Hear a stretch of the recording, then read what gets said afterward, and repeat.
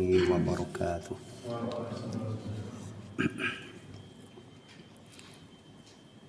إن الحمد لله نحمده ونستعينه ونستغفره ونستهديه ونتوب إليه ونعوذ بالله من شرور أنفسنا ومن سيئات أعمالنا. من يهده الله فلا مضل له ومن يضلل فلا هادي له. وأشهد أن لا إله إلا الله وحده لا شريك له وأشهد أن محمدا عبده ورسوله. يا أيها الذين آمنوا اتقوا الله حق تقاته ولا تموتن إلا وأنتم مسلمون. يا أيها الناس اتقوا ربكم الذي خلقكم من نفس واحدة وخلق منها زوجها وبث منهما رجالا كثيرا ونساء واتقوا الله الذي تساءلون به والأرحام إن الله كان عليكم رقيبا. يا أيها الذين آمنوا اتقوا الله وقولوا قولا سديدا يصلح لكم أعمالكم ويغفر لكم ذنوبكم ومن يطع الله ورسوله فقد فاز فوزا عظيما. أما بعد فإن أصدق الحديث كتاب الله وخير الهدي هدي محمد صلى الله عليه وسلم وشر الأمور محدثاتها وكل محدثة بدعة وكل بدعة ضلالة وكل ضلالة في النار. Ikhwatal iman rahimani wa rahimakumullah. Pada beberapa pertemuan yang lalu kita telah menelaah macam-macam hati. Ada 3 kategori, 3 macam hati: yang salim, hati yang selamat, hati yang sehat, ya. Kemudian ada hati yang mati, dan yang ketiga adalah hati yang sakit. Selanjutnya kita akan menelaah pembahasan tentang alamatu maradil qalbi wa sihhati, ya. Tanda-tanda sakit dan sehatnya hati. Ya. Yang pertama yang dijabarkan atau dijelaskan di sini adalah alamatu maradil qalb, tanda-tanda hati yang sakit. Ini lanjutan dari pembahasan sebelumnya, ya. Baik. Qad yamradu qalbul 'abdi. Terkadang hati seorang hamba itu sakit. Wa yashtaddul marad, dan bertambah parah sakitnya. Tapi wala ya'rifu bihi sahibuhu. Tapi pemilik hati ini tidak menyadarinya. Bal qad yamutu, bahkan kadang-kadang hati mati, wa sahibuhu la ya'rifu bimautih, dan pemiliknya tidak menyadari akan kematian hatinya itu. Perhatikan, ini beda banget dengan badan atau fisik. Fisik itu begitu mudah kita mengetahui tanda-tanda sakitnya. Ya, bahkan kadang-kadang dengan sedikit sentuhan saja sudah tahu kalau badan itu tidak sehat atau badan itu sakit. Tapi hati ini memang unik, ya. Jadi seorang hamba, ya seseorang, hatinya itu sakit, bahkan parah, tapi dia tidak menyadari. Bahkan kadang-kadang sudah sampai ke level yang lebih parah lagi hatinya itu, yaitu sampai ke tingkat hatinya sudah mati tapi dia tidak menyadari. Dan kadang-kadang orang di sekitarnya juga tidak tahu kalau orang ini hatinya sakit atau bahkan mati. Nah, untuk mengetahui hati yang sakit atau bahkan mati, ini gimana? Kan melalui tanda-tandanya ya. Wa alamatu maradhihi aw mautihi. Tanda sakit dan matinya hati. Anna sahibahu la tu'limuhu jirahatul ma'asi. Pemiliknya tidak lagi merasakan ya, sakitnya kemaksiatan. Wala yuji'u jahluhu, dan kebodohannya ya, juga tidak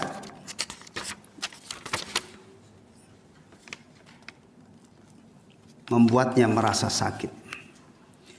La yuji wala yuji'uhu jahluhu, dan kebodohannya tidak membuat bil haqqi, dan kebodohannya terhadap kebenaran tidak membuat dia sakit. Wa aqaiduhul batilah, dan akidah-akidahnya yang batil, akidah yang tidak benar.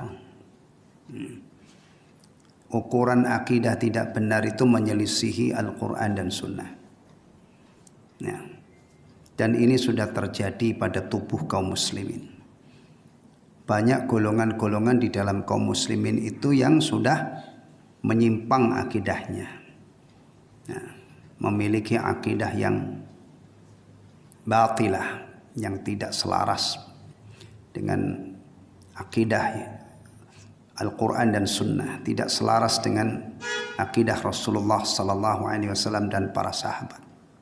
Ya. Ini memerlukan kajian sendiri ya, bab akidah. Jadi tanda hati yang sakit atau mati itu, pemilik hati ini melakukan maksiat itu sudah tidak ada rasa apa-apa. Maksiat itu ya seharusnya menimbulkan kegalauan, menimbulkan rasa sakit ketika hati itu masih sehat. Ya. Sensitif banget. Bahkan kadang-kadang itu bukan maksiat yang parah gitu. Bukan sampai dosa besar. Seseorang yang hatinya sehat kadang-kadang luput atau tidak bisa mengerjakan satu amalan yang tidak sampai ke tingkat wajib, mustahab ya, karena terhalang oleh satu sebab, itu kadang-kadang sudah membuat dia sangat menderita ya. Orang yang hatinya sehat itu misalnya ya, dia ketinggalan sholat jamaah, mungkin karena kesiangan atau mungkin karena kejebak macet dan sebagainya ya. Itu ketika dia tidak bisa melaksanakan sholat sesuai dengan kebiasaannya, itu sudah menimbulkan kegalauan yang luar biasa ya. Demikian juga ketidaktahuan kepada kebenaran itu membuat dia menderita. Akhirnya ada semangat untuk mengenal al-haq, mengetahui kebenaran melalui thalabul ilmi, menuntut ilmu. Ya, demikian juga akidah-akidah yang batilah. Ini kalau hati yang mati itu tidak lagi merasakan apa-apa. Fa innal qalba in kana hayyan, sesungguhnya hati jika hidup, ta'lamu bi murudil qabaihi alaihi, dia merasa sakit ketika keburukan-keburukan itu menimpa dirinya. Wa ta'lamu bi jahlihi bil haqq, wa ta'lamu, dan terasa sakit bi jahlihi, kebodohannya, bil haqqi, terhadap kebenaran, bi hasabi hayatihi, sesuai dengan kadar kehidupannya.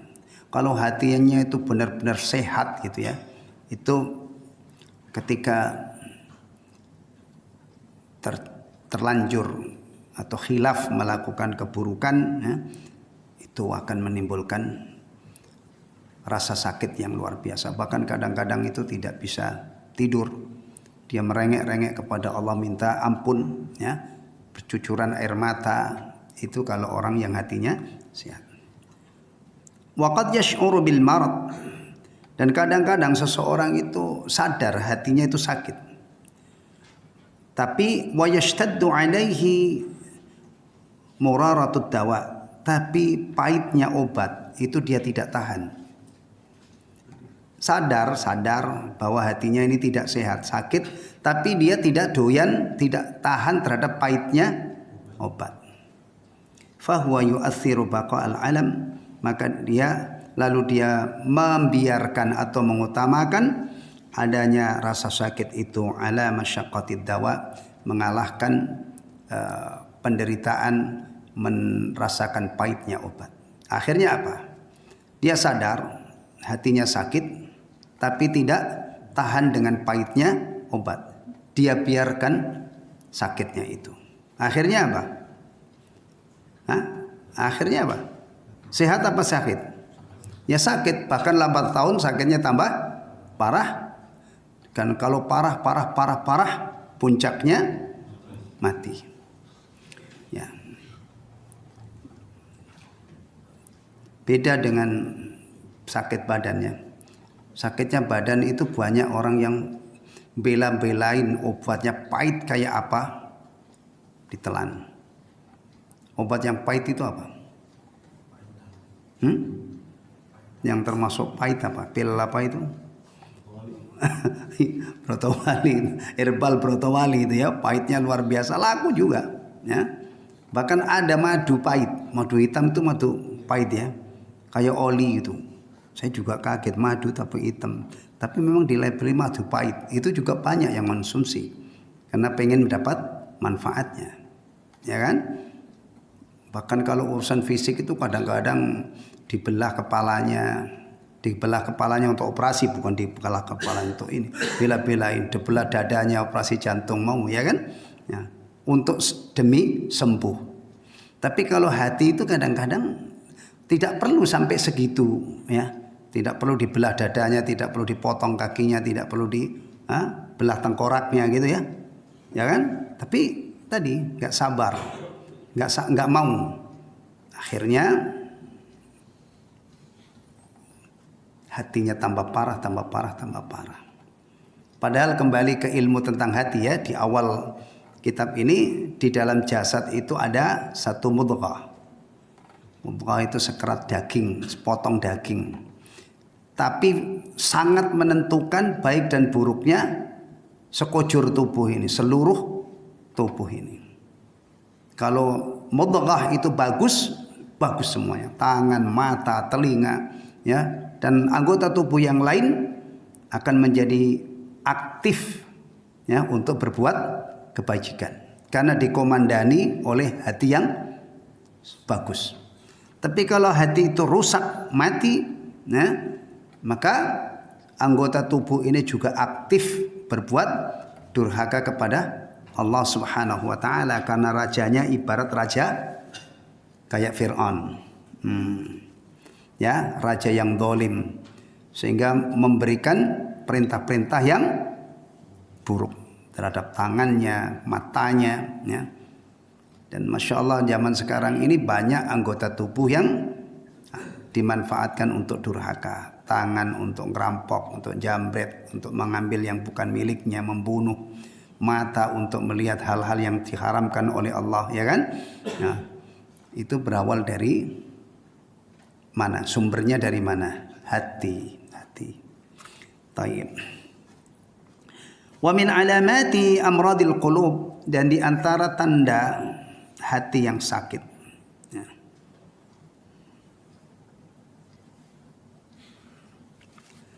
Uduluha anil ughdiyatin nafi'ah ila dharrah. Ditandai enggan terhadap makanan-makanan yang bermanfaat. Dia memilih yang membahayakan. Menyukai makanan yang berbahaya. Makanan hati itu beda dengan makanan fisik. Berarti kita harus tahu apa yang dimaksud dengan makanan hati yang bergizi, yang bermanfaat, dan apa makanan hati yang bisa menimbulkan bahaya. Berarti bagi orang Islam kalau urusan makan itu bukan hanya memilih makanan-makanan sehat yang halal, yang bergizi untuk tubuhnya, tetapi dia juga harus memperhatikan makanan hatinya.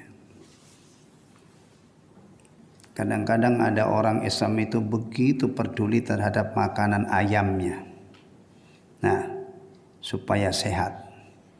Apalagi kalau ini ayam bukan sembarang ayam. Nah, kalau ayam yang mau dipotong enggak terlalu ini. Biasanya ayam yang diperhatikan makanannya supaya sehat. Itu ayam yang gimana? Ayam aduan ya? Ya. Bahkan kadang-kadang jalunya itu dikerik selancip gitu. Nanti kalau jalu temennya itu, ya kan? Ada ya? Atau burung. Diperhatikan makanannya supaya sehat, kecoannya supaya bisa dinikmati. Ya enggak apa-apa sih itu sebatas tidak berlebihan ya. Halal mubah itu. Tapi jangan memelihara ayam untuk aduan ya. Itu jangan. Kalau dipelihara yang bagus kemudian nanti kalau sudah gede dipotong, dibakar enggak apa-apa. Ya. Cuman kalau dibuat aduan itu nanti ujung-ujungnya maksiat, ngadu binatang. Memang mau diadu kita. Baik. Ya kan? Kadang-kadang bahkan badannya sendiri itu kadang-kadang dimasuki makanan-makanan minuman yang membahayakan. Padahal seorang muslim itu mestinya dia milih makanan yang bagus, yang halal, yang bergizi untuk badannya. Dia makan bismillah dengan menyebut nama Allah. Dia makan, setelah makan alhamdulillah. Makanan itu menimbulkan tenaga untuk taat kepada Allah, untuk ibadah kepada Allah. Ya. Kadang-kadang ada orang itu sudah bagus makanannya. Tapi Masya Allah setelah manfaat makanan itu diserap bukannya untuk ibadah. Misalnya untuk olahraga. Ya kan? Olahragawan itu sangat memperhatikan makanannya ya. Ya. Nanti kalau sudah fit gitu, Masya Allah nguber-nguber bola itu sampai keringatnya bercucuran. Atau main yang lain ya. Masya Allah semes sana semes ini tuh semangat banget, keringatnya bercucuran. Habis itu lelah. Ada adzan, kumandang udah enggak bergerak. Jadi makanannya itu untuk disiapkan, dia makan untuk olahraga. Ya, Masya Allah. Begini ini pantang bagi seorang muslim. Mestinya kita makan minum itu supaya bisa ibadah.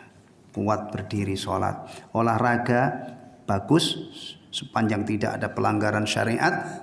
Badannya kuat ujung-ujungnya untuk persiapan ibadah kepada Allah.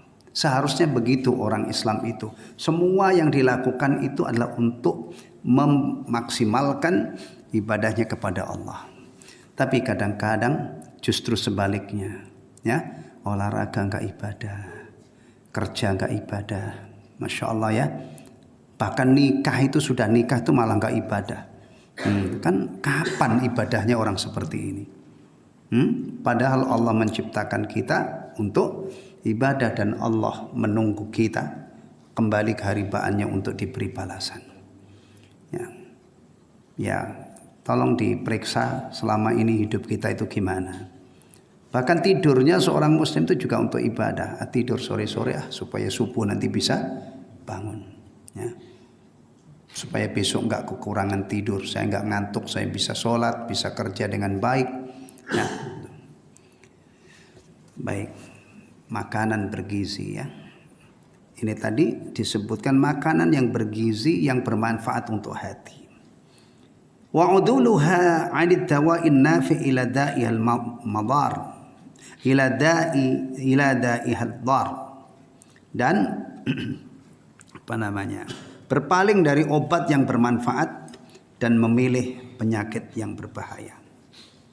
Fal qalbus sahih, maka hati yang sehat, yu'athirun nafi' asy-syafi' 'anid dar al-mu'di, ya, akan mengutamakan yang bermanfaat, ya, yang menyembuhkan daripada yang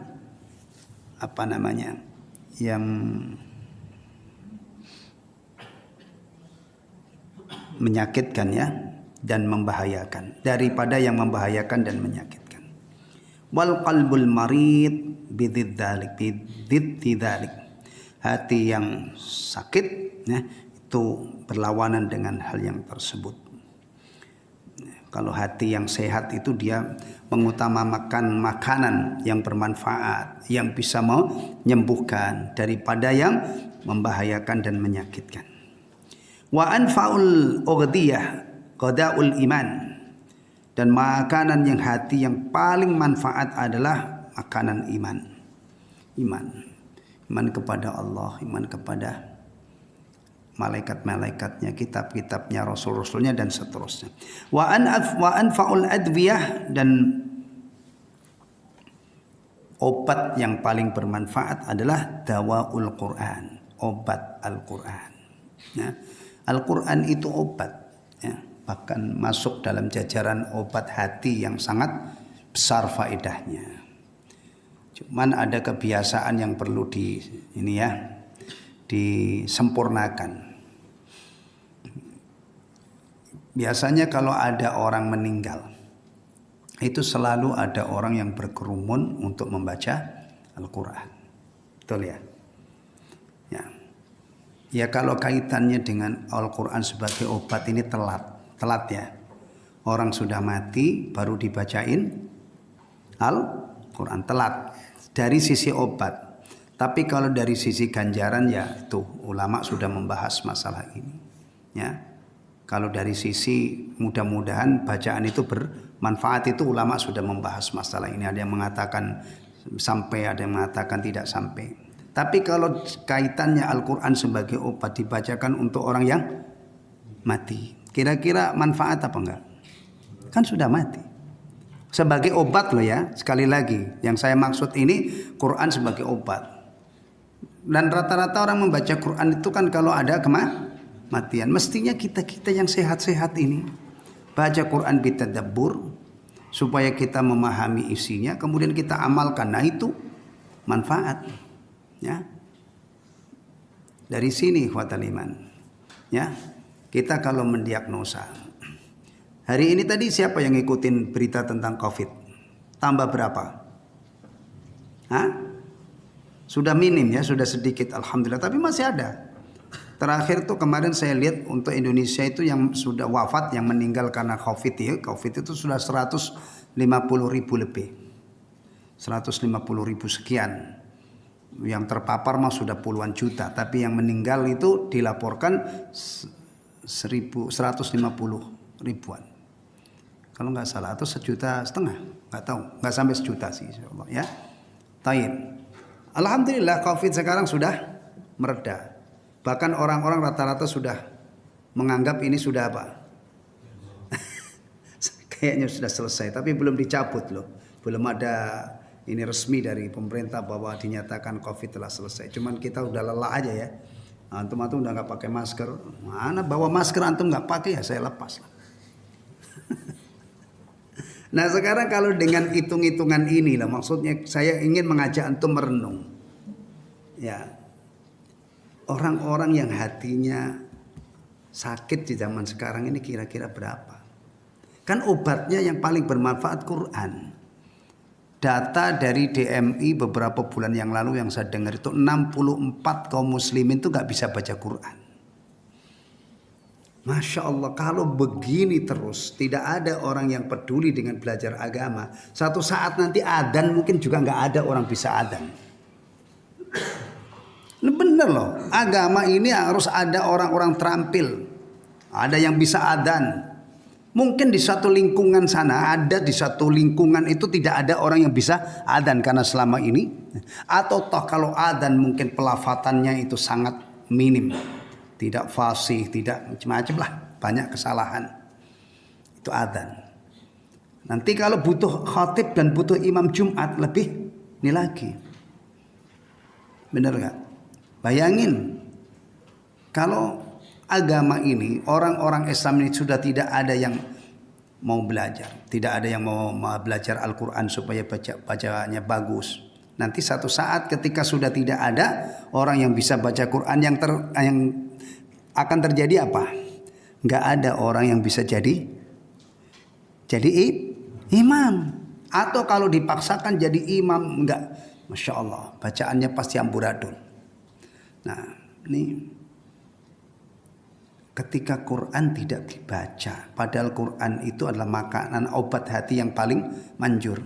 Berarti banyak orang yang sakit kan? Nah, kalau untuk penyakit tubuh, penyakit badan, rata-rata orang kalau sudah menderita penyakit kepengen sembuh, luar biasa. Ya, usahanya untuk sembuh itu kadang-kadang, dibiayai. Bahkan kalau istilahnya duitnya habis pun nggak apa-apa, yang penting sembuh. Itu nggak usah kita bicara masalah ini.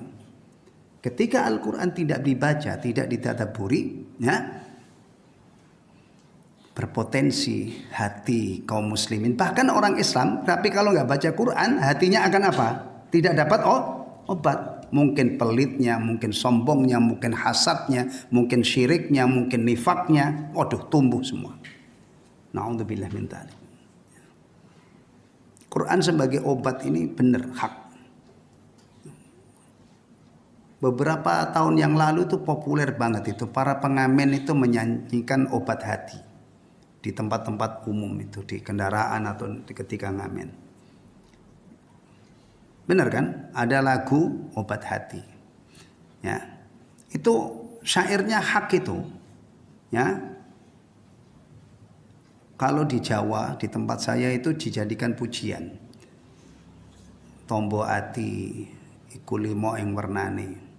Jadi obat hati itu ada 5. Pasti kalau antum ikuti syair ini nanti disebutkan maca Quran angen-angen sak maknane. Maksudnya apa itu? Ini bahasa Arabnya adalah qiraatul Quran bit tadabbur.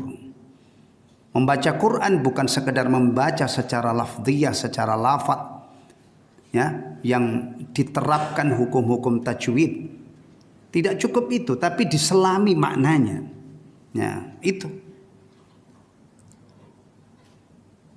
Apa itu? Siapa yang hafal? Antum yang hafal obat hati, lagu obat hati? Apa? Di antaranya, Pak? Berarti itu 5 yang warnane. Apa lagi? Sholat malam, ya, banyak puasa, mengosongkan perut, kemudian bersahabat dengan orang-orang soleh. Satu lagi apa ya? Udah nanti dicari aja nanti. Yang kaitannya dengan ini udah ketemu kan? Nih. Mari kita mencoba untuk mempraktekkan Quran itu obat. Obat untuk hati. Bahkan bukan obat untuk hati saja. Penyakit-penyakit fisik juga bisa diruqyah dengan ayat Al-Quran. Ya, mari kita belajar untuk ini. Luangkan waktu, tadabbur Al-Quran.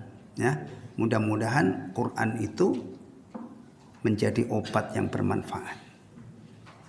Ketika kita misalnya ketemu ayat innallaha la yaghfiru an yushraka bihi wa yaghfiru ma duna dzalika liman yasha. Kita renungkan. Ternyata syirik itu kalau pelakunya sampai mati enggak bertaubat, ya, dia tidak akan diampuni oleh Allah. Kalau tidak diampuni oleh Allah berarti dia kekal di obat. Kita bebenah, ya. Dan yang lainnya banyak. Innallaha la yuhibbul mustakbirin. Allah tidak suka orang yang sombong. Berani kita lawan ayat ini. Biarin, gak gue pikirin Allah suka apa tidak, Allah suka atau enggak. Antum berani ngelawan ayat begitu? Enggak berani kan? Ketika kita menemukan ayat Allah tidak menyukai orang yang sombong, kita akan periksa diri kita, kita diagnosa. Ada kesombongan apa enggak ya? Sombong itu ada 2 macam.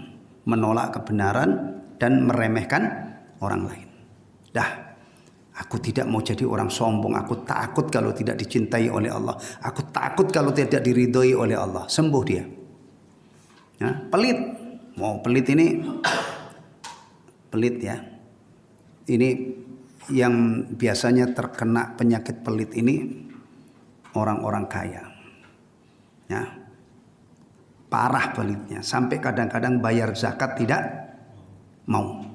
Dia baca ayat yang berisi ancaman orang yang menimbun hartanya tidak mau membayar zakat. Itu emas dan peraknya yang dia timbun itu, ya, nanti akan dipanggang oleh Allah di neraka, kemudian digunakan untuk menyetrika dirinya, menyiksa. Kalau dia pahami. Anak yang durhaka kepada orang tua, ya, anak. Nah, baca firman Allah Subhanahu wa taala, "Wa wassaynal insana biwalidayhi hamalathu ummuhu wahnan 'ala wahn." Aku perintahkan manusia untuk berbuat baik, berbakti kepada ibu dan bapaknya, ya, kepada ibunya, terutama ibu yang ditonjolkan di dalam Al-Quran itu, ya, yang mengandungnya, kemudian melahirkan, menyusui. Oh, saya durhaka kepada orang tua saya, berarti saya ini tidak mengamalkan perintah, sembuh dia. Dan yang lainnya, ya, banyak Al-Quran sebagai obat, bahkan bisa juga untuk obat-obat fisik. Surah Al-Fatihah itu dulu pernah digunakan oleh seorang sahabat meruqyah orang yang disengat kalajengking. Kalajengking Arab itu racunnya dahsyat, ya. Orang itu lumpuh total nggak bisa bergerak sama sekali. Dibacain Al-Fatihah, disembur gitu, ya, sembuh total. Sampai diungkapkan dalam hadis itu seperti baru lepas dari ikatan. Yang tadinya itu kayak diikat udah nggak berkutik, dibacain Al-Fatihah. Nah, tapi kadang-kadang, ya, meskipun bacaannya sama tapi hasilnya beda. Hari ini ada orang diruqyah 1000 kali pakai Fatihah nggak ngefek sama sekali. Sementara dulu pernah seorang sahabat, karena memang yang menyembuhkan itu bukan ayat. Kalau kita meruqyah, melakukan ruqyah itu tidak boleh, ya. Kita punya keyakinan bahwa ayat itulah yang menyembuhkan. Ini tolong diperhatikan, ya. Tetap ayat ini hanya sebagai sarana untuk mencari kesembuhan dari Allah, Sang Penyembuh Allah. Tidak boleh kita yakini bahwa ayatnya itu yang. Dan ini juga kadang-kadang sangat tergantung dengan kesolehan orang yang meruqyah. Kalau orang, masya Allah, akidahnya bagus, dekat dengan Allah, ya, insya Allah diijabah oleh Allah, ada hasilnya. Jadi ruqyah ini persoalannya bukan hanya bacaannya Al-Quran, tapi dari sisi akidah jangan meyakini bahwa ayatnya itu yang sakti, istilahnya, ya, yang yang memberikan, yang menyembuhkan. Enggak, kesembuhan disandarkan kepada Allah sepenuhnya. Karena kalau ayatnya itu yang diyakini menyembuhkan, itu sudah syirik akbar, sudah menyekutukan Allah Subhanahu wa taala. Berikutnya alamatu sihhatil qalbi, tanda-tanda hati yang sehat. Nah, masya Allah, ini ilmu-ilmu tingkat tinggi, ya. Antum merasakan, ya, kalau kita ngaji, belajar yang benar-benar kita merasa itu masih jauh dari yang kita pelajari, gak ada apa-apanya gitu, masih jauh, adalah ketika kita belajar tazkiyatun nafs, ya. Kita belajar tentang pensucian jiwa yang diambil dari pakar-pakar, ya, pakar-pakar hati. Itu kita, masya Allah. Kadang-kadang kalau orang itu mengukur, ya, termasuk sunnah itu laki-laki yang punya jenggot itu dipelihara, akhirnya ada jenggotnya. Itu mah enteng banget. Nah, antum biarin setahun juga segini, ya. Benar kan? Benar gak? Ada perintah kita yakin bahwa mau biarkan atau melihara, ya, kan tidak dicukur, ya. Nah, ini tidak dicukur, ya. Tapi bagian-bagian lain silakan antum cukur. Kepalamu itu silakan cukur, ya. Dirapiin, dibotakin, terserah, ya. Kalau saran saya jangan gondrong, ya. Karena kesan gondrong di negara kita ini enggak begitu ya. Nggak begitu baik, kecuali kalau antum misalnya tinggal di suatu kaum orangnya keren-keren banget, badannya gede-gede, rambutnya pada gondrong, silakan antum gondrong, ya. Kalau di Indonesia ini kesan gondrong itu kayaknya bukan orang baik ya. Bahkan menakutkan orang gondrong itu. Tapi kalau ini misalnya antum tadinya itu nggak kenal, setelah ikut kajian dijelaskan bahwa laki-laki itu jenggotnya jangan dicukur. Itu yang nyuruh adalah Nabi. Misalnya ya, kemudian antum taati. Antum punya potongan itu memang aslinya lebat jenggotnya. Setahun 2 tahun udah brewok. Antum pulang kampung udah nggak pada ngenalin. Enteng itu. Nah, pakaian laki-laki itu di atas mata kaki, ya kan? Antum jahit, beli bahan atau beli sudah jadi, antum perhatikan ini. Itu lama-lama malah makin apa? Makin nyusut, makin cingkrang gitu ya. Asalnya itu mata kaki, kalau lama-lama itu mungkin nanti sudah setengah betis sendiri, nyusut kainnya. Ya, jarang yang makin lama makin apa? Nah, begini ini selesai. Artinya ketika antum melakukan, tapi kalau sudah ngurusin masalah hati begini ini, antum berani mengatakan bahwa setelah antum pelajari langsung beres, memerlukan perjuangan yang luar biasa ngurus hati ini. Dan tolong ya, beragama itu bukan hanya ini. Antum juga kalau nilai orang itu juga nyunah itu patokannya bukan hanya ini. Akidahnya bagaimana? Ya. Akidah yang paling utama, akhlaknya bagaimana? Kalau persoalan ibadah longgar, yang satu begini, selama dia mengamalkan yang pendapat yang ada, dalilnya apalagi pendapat dari para mujtahidin, terserah. Nah ini kadang-kadang orang memotret sunnah itu sudah kacau balau. Orang baru belajar kemarin sore itu sudah berani gampang mengatakan tidak sunnah. Ya, hati-hati. Nah, daripada kita menilai orang itu tidak sunnah, mendingan kita pikirkan diri kita masing-masing. Kita ini sudah benar-benar ada bagian-bagian pokok sunnah itu dalam diri kita atau tidak. Nah, akidah kita gimana, akhlak kita gimana, ibadah kita gimana, ya, adab. Ya. Jadi persoalan sunnah ini bukan, istilahnya itu bukan sathiyah. Sathiyah itu hanya kulit luarnya aja. Garansi sunnah yang paling istimewa, paling pokok itu dalam akidah. Di sana ada Jahmiyah menyimpang dari Ahlus Sunnah. Di sana ada Khawarij menyimpang Ahlus Sunnah. Itu titik simpangnya ini adalah dalam masalah akidah. Kalau fikih mah jangan gampang-gampang membuang orang dari atau mengeluarkan orang dari sunnah. Ya, hati-hati. Karena memang karakter fikih itu diwariskan oleh para a'immah itu beda-beda pendapat dalam satu masalah. Maka ulama-ulama yang jujur itu selalu mengingatkan kita harus berlapang dada dalam masalah khilafiyah, fikih terutama ya, khilafiyah. Nah ini nih tanda hati yang sehat. Saya yakin seyakin-yakinnya kalau antum faham atau setidak-tidaknya membaca ini terjemahannya, pasti kita mengaku ya Allah masih jauh banget, ya kan? Sama seperti ketika antum habis sholat, assalamualaikum warahmatullah, assalamualaikum warahmatullah. Kalau antum itu faham tuntutan sholat, harus ikhlas, harus khusyuk, bahkan nilai sholat itu ditentukan hatinya yang lebih dominan, ya kan?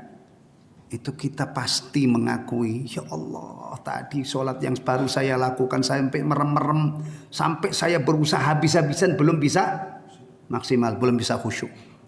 Ya.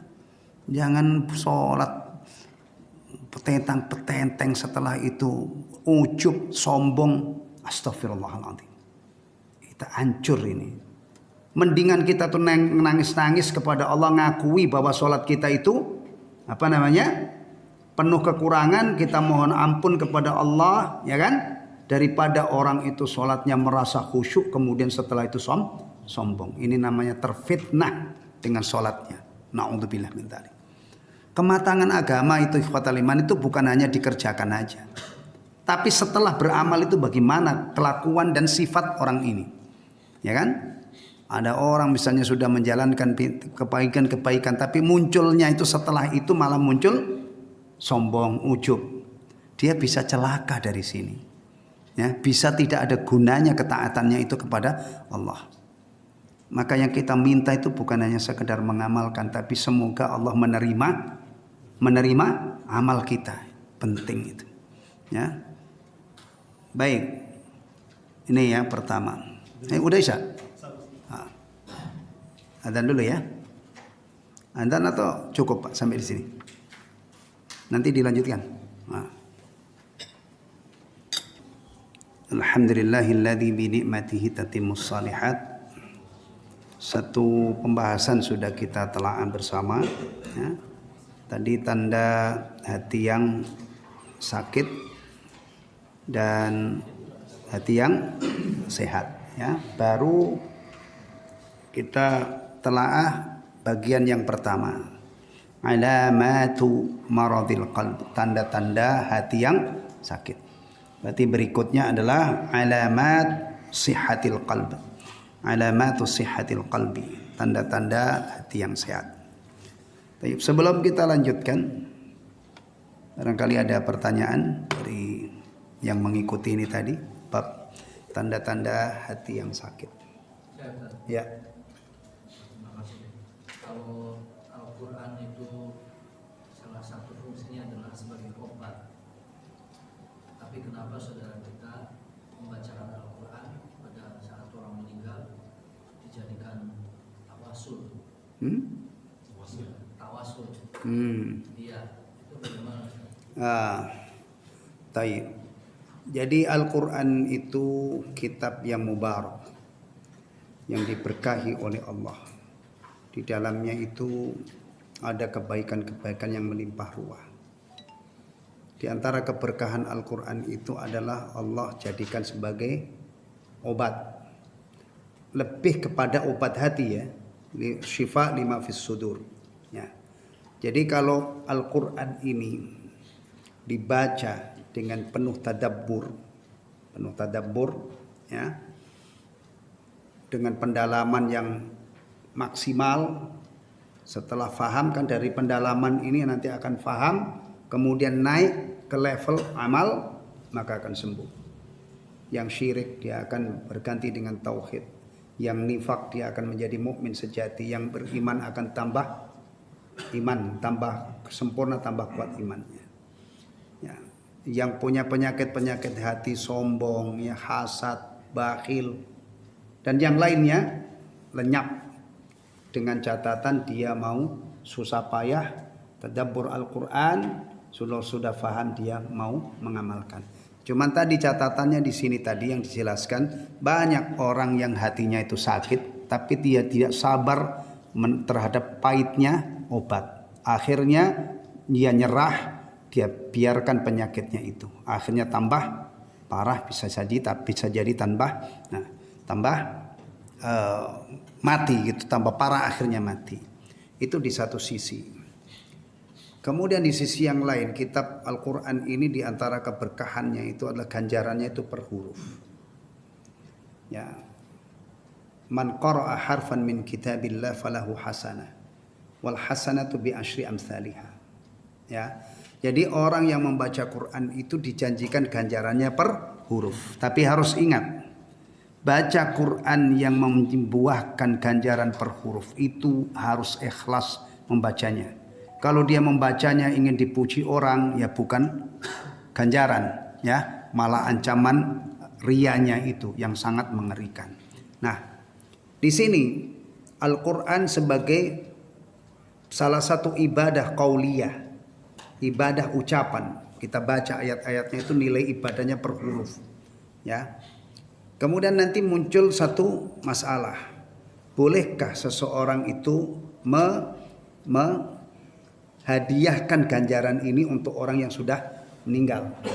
Nah, misalnya ada seorang anak, di awal dia membaca Quran itu niatnya memang untuk ganjarannya untuk kedua orang tuanya. Atau misalnya dia setelah membaca Quran,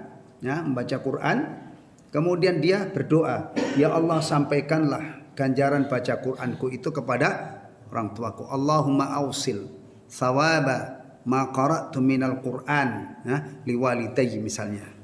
Ini amalan seperti ini diperselisihkan oleh para ulama.